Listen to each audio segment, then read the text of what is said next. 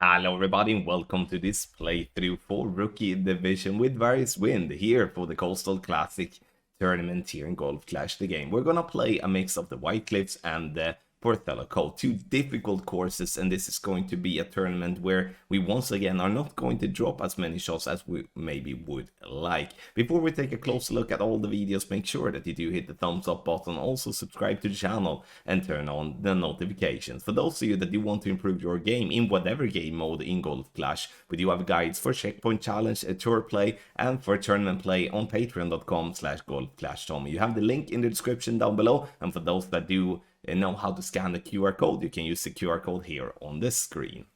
Follow the info box on the right hand side for the club distance adjustment, elevation adjustment, also a ball and club type we suggest you to play with. Have in mind that those are all suggestions and you don't have to follow it if you don't want to, but there is always a plan behind it. So let's go to hole number 1.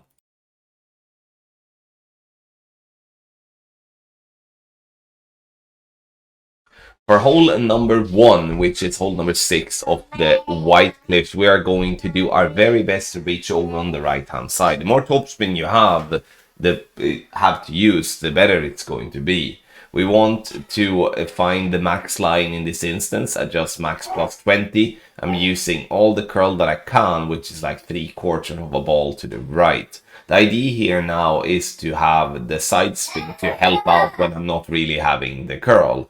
It bounces on the fairway over the rough, and we're gonna land nicely and have a short iron towards the pin. Here we do want to not get too close to the green because that will leave us an in-between club situation.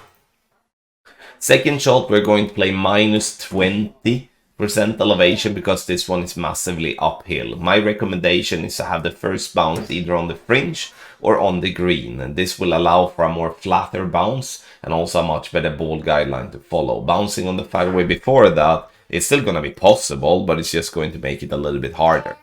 Ball guideline to the hole, and here you need to have in mind that if you do have a bad ball guideline on, let's say, the Thorn level 5, you're going to have to leave it a little bit shorter than what I'm doing, otherwise there is a risk that you come in too hot.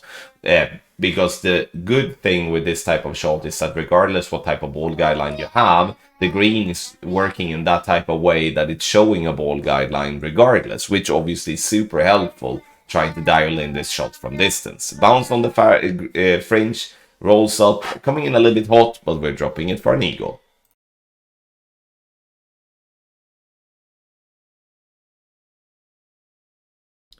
Hole number 2 here, we're going to play with our sniper. What I'm looking for is to bounce on the fairway and to get the ball up towards the pin.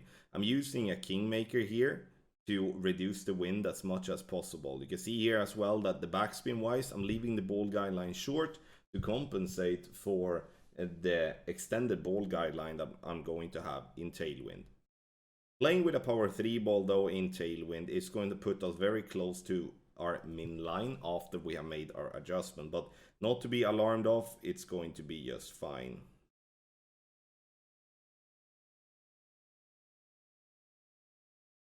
Center the ball and hit perfect. The ball will bounce onto the fairway up towards the pin. You can see here now that we are just burning the edge here after adjusting medium distance with a 15% elevation, obviously with P3 numbers as we're playing with P3 ball. Hole 2, very difficult one to consistently drop. You can go for a rough bump, but the rough bump is definitely glitchy in many spots. It also a risk of missing the rough, and then you might not get the birdie at all.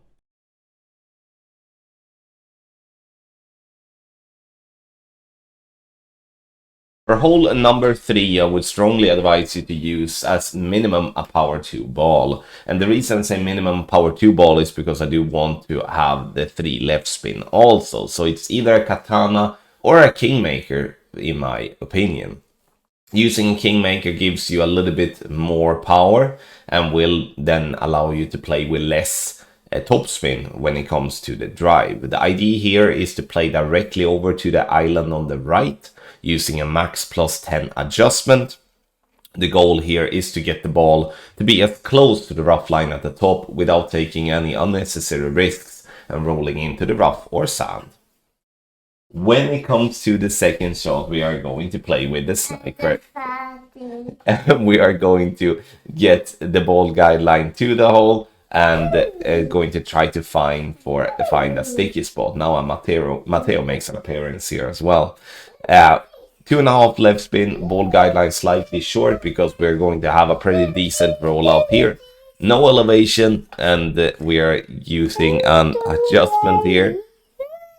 So we're making the adjustment here, and we're gonna center the ball and hit perfect. Obviously, with a higher level sniper, you're going to be a bit closer, then you can use backspin instead, because I do believe that the closer we are towards the green, the easier it will be to have a good look for an albatross. Ball comes in nicely on the green, and we are just left, need some tweaks, but this is a tough par 5.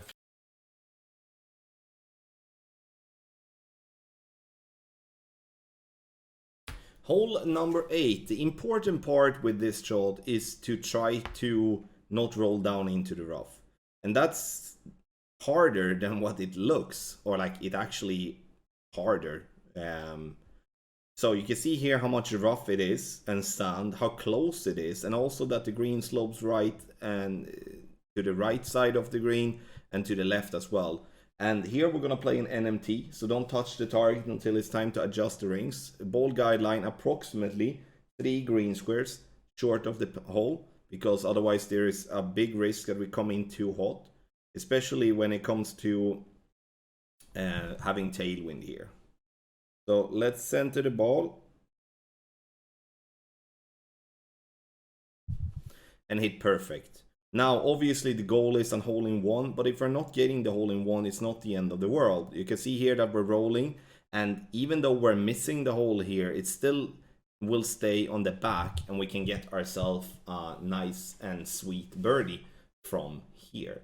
So in the end, hole 8 here is a very difficult hole to even getting a birdie. You need to have speed control, and you need to give yourself the easiest chance here to get the birdie with an outside chance of an hole-in-one.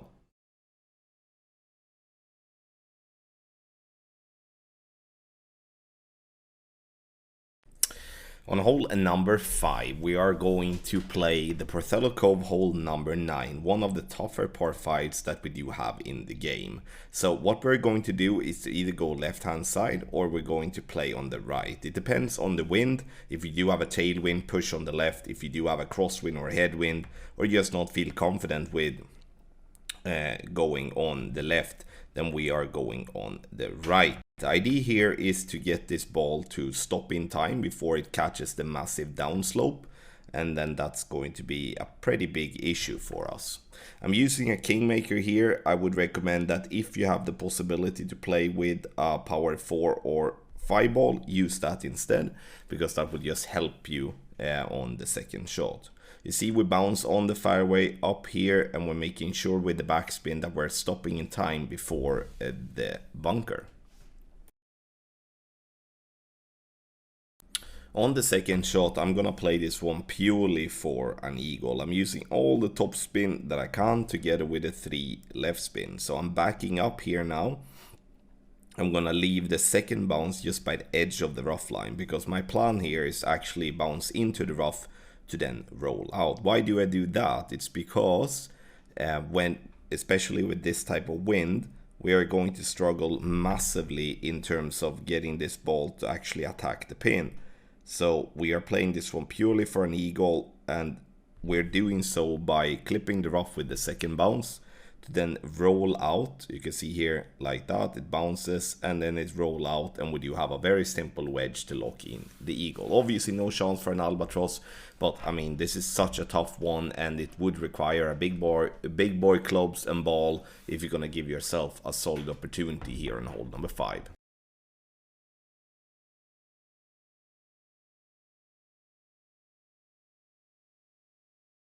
Before we take a look at hole number 8, after spending almost half an hour trying to match someone and getting the no opponent message in practice, I decided to match myself with 2 on my better account, and that's why you will see better clubs than I would like to show here in Rookie. But I kept it to lower level stats, so we can still use the play that I'm using here. 3 topspin, 3 right spin. Here I'm going to bounce over the water on the left hand side. The reason I'm using the left and not the right is because I like the second shot better from the left. If you do have really good clubs, you could bounce over the water on the right and get yourself close to green. Unfortunately, that wasn't possible for me with the quarterback here without having to go with a power hook, and that's not really something interesting here. So even if you do have a lower level quarterback or you have any other driver, you need only 3 topspin and then obviously the 3 right spin of the ball to play the shot that you see here in the video.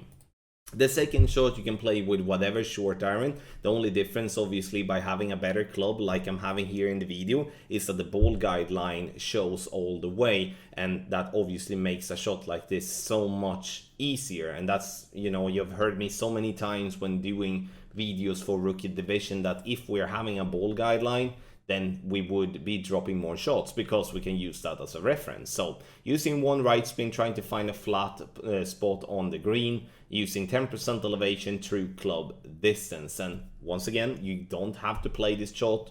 Sorry, you can play this shot with a worse club than this, but the only difference would be that you have a very bad ball guideline and have to guess a little bit more to where to position your club.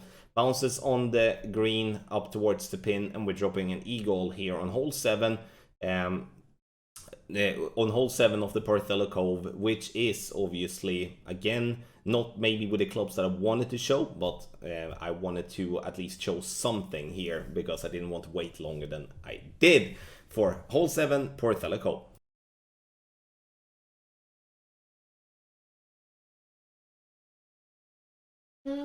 For hole number 7, which is hole number 4 of the White Cliffs, I want to use the Guardian because I do believe that aiming on the first fairway, trying to bounce over the rough sand water and also trying to avoid the sand that is to the right of my Guardian club at the moment is going to be making us making a lot of mistakes. So I'm taking the club with the most backspin as a wood club.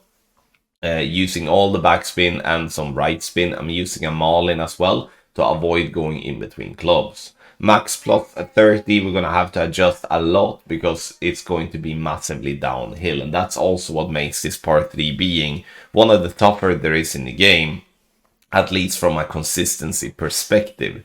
So we are bouncing on the fairway onto the green and we are burning the edge for an hole-in-one. But what we need to have in mind though is that we're getting ourselves a super simple birdie, because I do believe that from the front tee we will see more pars than what we will see hole-in-ones.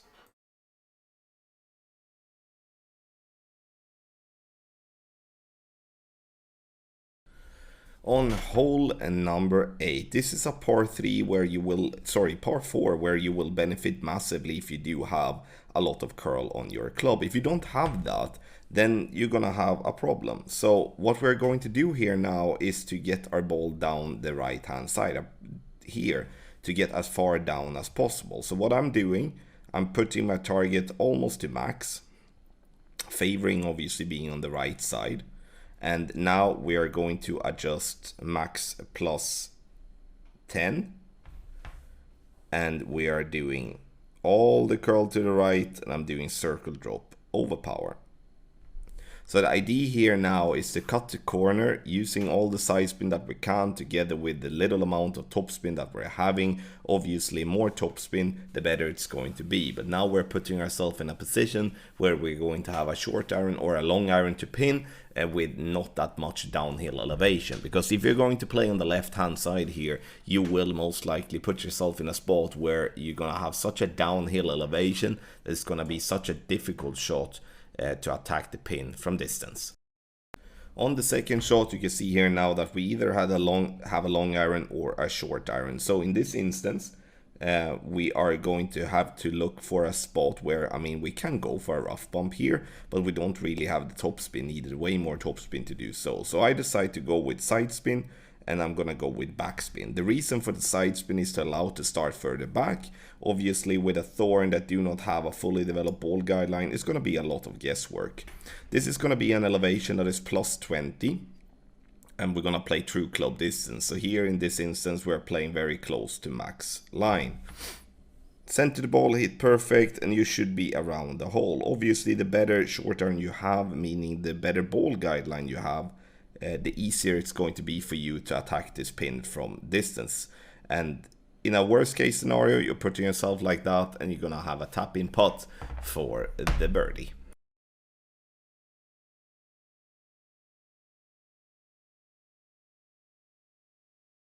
Hole number 9 and the drive. Here we're gonna try to get ourselves as close to the rough line here as possible. This is slight headwind, and this is very difficult to get anything better than an eagle here. And the eagle is what we are looking for. Now, you can see here me trying to estimate how long will this ball roll, okay? So I'm gonna try to play max plus 10 of the drive with my quarterback. I'm using a power 5 ball, and the reason I'm using a power 5 ball is to ensure that I can reach on the second shot. Using a little bit of right curl as well, trying to really push the ball up into the gap here at the top, because the more right we're getting, the more fairway we have to play on. Now, maybe a little bit short, but we should still manage to get ourselves a safe eagle from there, because once again, I'm not looking for an albatross here. Having headwind of tee somewhat removes that possibility. So on the second shot, I choose the wood club that gives me the most power. Here you can either decide to go for a rough bump, trying to just bounce this one up towards the green, or you are having enough backspin so you can just curl yourself on towards the green. I'm gonna curl is what I'm gonna do. I'm gonna try to take the safest possible way here to play. I'm gonna play this one, yeah, not entirely max club because it's not exactly at max, so I'm gonna play it slightly less, and then we're going to apply a little bit of curl here, right curl. With that be said, I'm gonna bounce on the fairway and then to land behind the pin like that, because this is going to be such a short wedge where we can lock in the eagle from here. This is a very difficult par 5, and again, getting an albatross here is a massive bonus. There will be more birdies, like by far more birdies than albatrosses here on hole number 9. Thank you so much, everybody, for watching this playthrough with Various Win for Rookie Division for the Coastal Classic Tournament, a mix of the Porthello Cove and the White Cliff, 2 tough courses, and that's going to be very interesting to dig into. Make sure to scan the QR code for the best guides on the market. We do offer guides for every game mode in the game: Checkpoint Challenge, Tour Play, and Tournaments. Check it out through the QR code or use the link in the description down below.